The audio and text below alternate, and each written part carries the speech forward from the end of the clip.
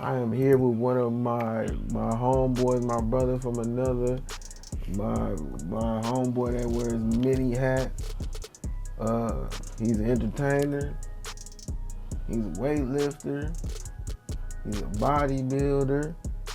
He entered championships. He won some awards. He's serious with fitness. He has a fitness line that's going crazy called Rebirth. Yes, sir. Yes, sir. I've been knowing this man since 1994. You know what I'm saying? Been best friends ever since. This is my homeboy LC C Hayes. Welcome, sir. How you doing, brother? I'm great, brother. Definitely glad to be here, man. Especially if you got something going on like this and talk about entrepreneurship. Yes, I couldn't wait for my go, Yes, sir.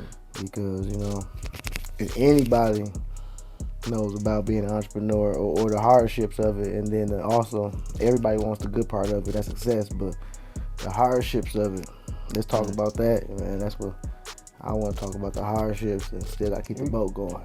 We gonna get into all that. We gonna get into why are we even talking about us being entrepreneurs, because we went down many roads. We worked at jobs. We been trying to find our way. So I see with you brothers, like, you found your purpose. And what made you start going down into the entrepreneurial side? It's like, while working, you got to become an entrepreneur. For me, I became an entrepreneur while I was working a job.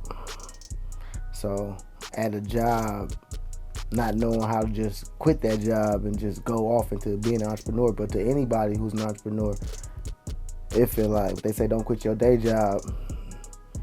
Don't quit your day job right away. You know what I'm saying?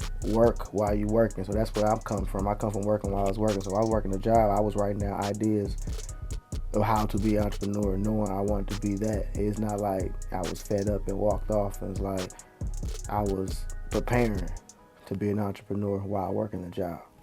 Okay. So within your entrepreneurship or in your journey, what changes came? Like what changes transpired in your journey?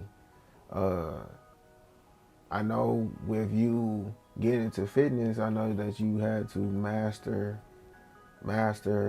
your mind over matter.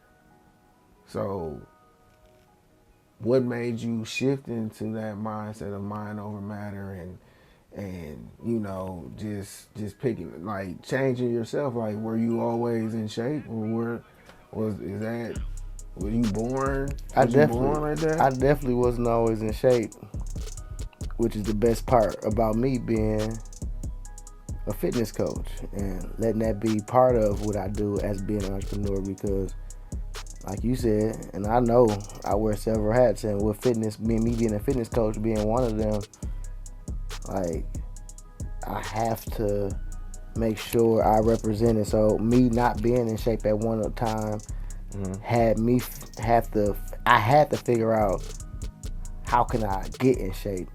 You can read things, but a lot of things you even read, you got to put them to use. Things you read, you can have a head full of knowledge and not put none of it to use. So I read stuff and I put it to use. I read bodybuilding books. I read anything to do with fitness. I always, in the back of my head as a kid, even wanted to be in shape. That's the truth. You know what I'm saying? So when I figured out how I'm going to really do it. Who did you look up to? My pops, man. I ain't gonna lie, my pops and his 8 brothers. Them was the first superheroes I ever seen, bro. Like, and I didn't see, like, they worked out, and they worked out as a unit right in the basement. There wasn't no big gym. There wasn't nothing fancy. Push-ups, bench press, dip bar.